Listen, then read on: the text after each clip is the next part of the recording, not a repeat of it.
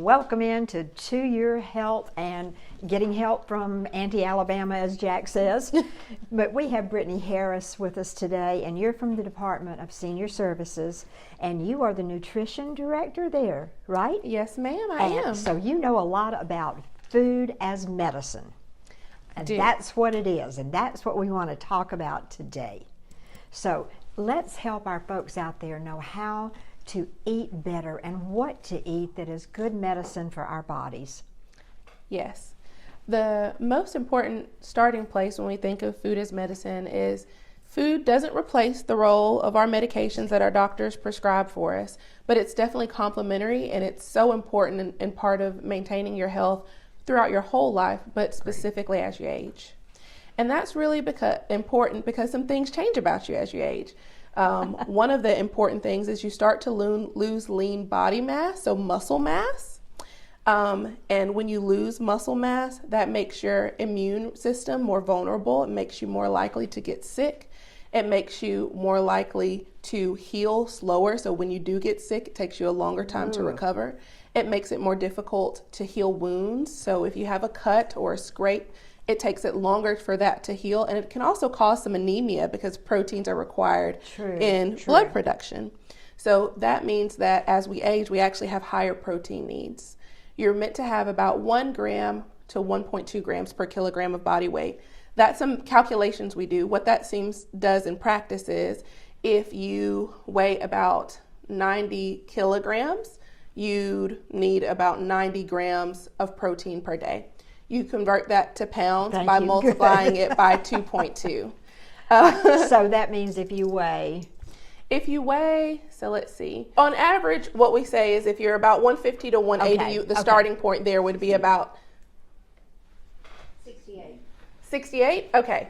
That would be 68 kilograms, so you need 68 grams of protein per day. Okay. Yes. So, all right. So how much protein, like let's say in just what size do we need to be looking for in our chicken, in our steak, in our salmon, whatever? 1 serving of protein is about the size of the palm of your hand. So it's not very much. So if I'm talking about a chicken breast, these days our chicken breasts are large. They're about the size of my full hand.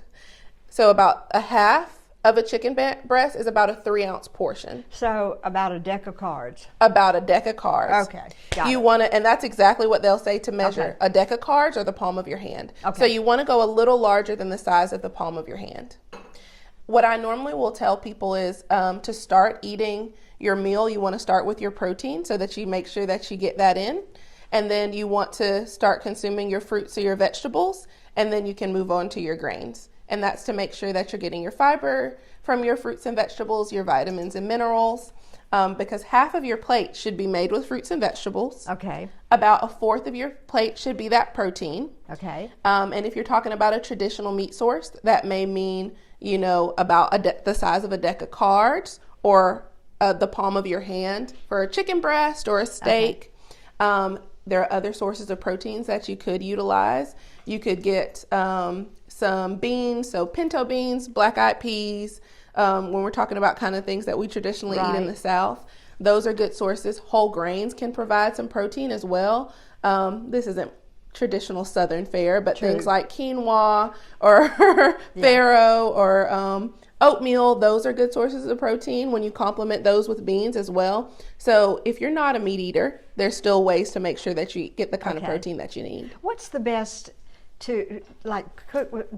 I've heard bad things about canola. I hear great things about olive oil. Butter supposedly is much better than margarine. These are a few things that our people need to know. Yes, so that's a conversation about oils. And when we're talking about oils, we're talking about fat. And there are different types of fat. There are saturated fats, and that's where we get into the conversation about butter, beef tallow, lard, even coconut oil is a saturated fat. The way you describe a saturated fat is something that's solid at room temperature. If you put a stick of butter on the counter, it may get soft, but it's still solid. Okay. If you put some vegetable oil, canola oil, olive oil on the counter, it doesn't harden. If you put it in the refrigerator, you may see it do a little funny things, but it's not solid at room temperature. You want to have more oils that are liquid at room temperature. That's a sign that it's a monounsaturated fatty acid, and those are better for heart health. Okay.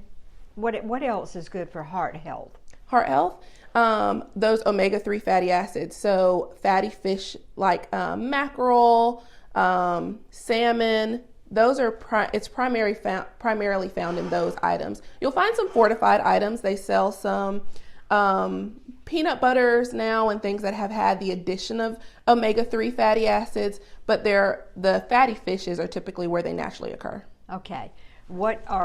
Give me maybe the top 2 things that we should not be eating, because we need to know that. I try to stay away from absolutely don't eat. Okay. I normally tend to think of what should you focus on. And when I focus on, I think of what should I do most of the time and what should I do less of the time. So what that looks like, a hot button topic these days, is ultra processed foods. Ultra processed foods are a way to categorize foods. There are some that fall into a category that are harmful and that you should eat far less often. And there are some that don't. So an example of processing would be flour. Flour naturally comes from wheat. We're not eating the wheat in and of itself. It has to be milled for us to make it into bread. Well, listen, thank you so much. You've gotten us started on a healthier path, and we'll have you back and talk about more things next week. So thank you for coming in. We appreciate it. Thank you for having me. And thank you for being with us, and we'll be right back.